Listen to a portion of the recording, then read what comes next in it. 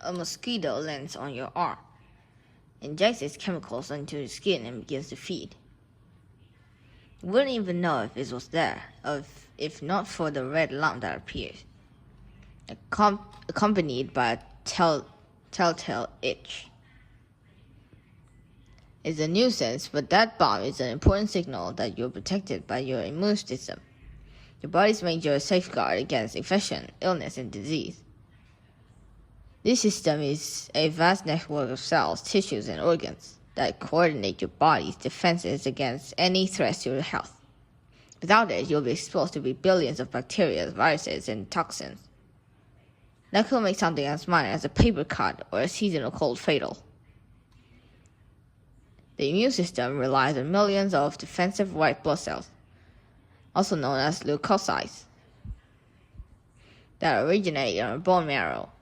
These cells migrate into the bloodstream and the lymphatic system, network vessels which helps clear blood-related toxins and waste. Our bodies are teeming with leukocytes. There are between 4,000 and 11,000 in every microliter of blood. As they move around, leukocytes work like security personnel, constantly screening the blood, tissues, and organs for suspicious signs. This system mainly relies on cues called antigens. The molecular traces on the surface of pathogens and other foreign substances betray the presence of invaders. As soon as the leukocytes detect them, it takes only minutes for the body's protective immune response to kick in. Threats to our bodies are hugely variable, so the immune response has to be equally adaptable. That means relying on many different types of leukocytes to tackle threats in different ways. Despite this diversity, we classify leukocytes in two main cellular groups, which coordinate a two-pronged attack. First, phagocytes trigger the immune response by sending macrophages and dendritic cells into the blood. As these circulate, they destroy any foreign cells they encounter, simply by consuming them.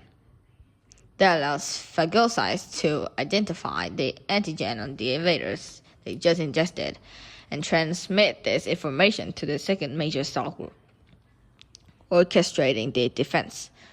The lymphocytes. A group of lymphocyte cells called T cells go and search infected body cells and swiftly kill them off. Meanwhile, B cells and helper T cells use information gathered from the unique antigens to start producing special proteins called antibodies. This is the piece de resistance.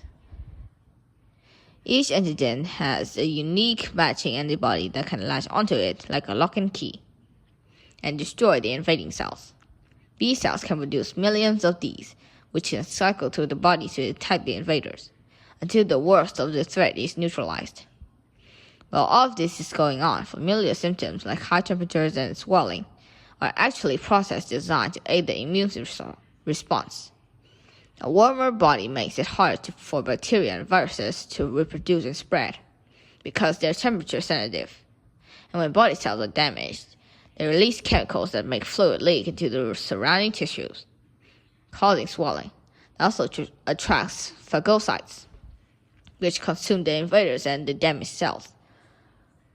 Usually, an immune response will eradicate a threat within a few days. It won't always stop you from getting ill, but that's not its purpose. Its actual job is to stop a threat from escalating to dangerous levels inside your body, and through consistent surveillance over time, the immune system provides another benefit. It helps us develop long-term immunity. When B and T cells identify antigens, they can use that information to recognize invaders in the future. So, when a threat revisits, the cells can swiftly deploy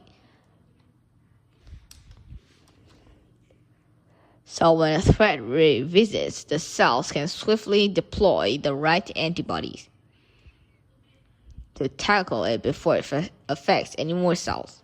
That's how you can develop immunity to certain diseases like chickenpox. That doesn't work always work so well. Some people have autoimmune disease, which trick the immune system into attacking the body's own perfectly healthy cells. No one knows exactly what causes them, but these disorders sabotage the immune system into varying degrees and underlie problems like arthritis, type 1 diabetes, and multiple sclerosis.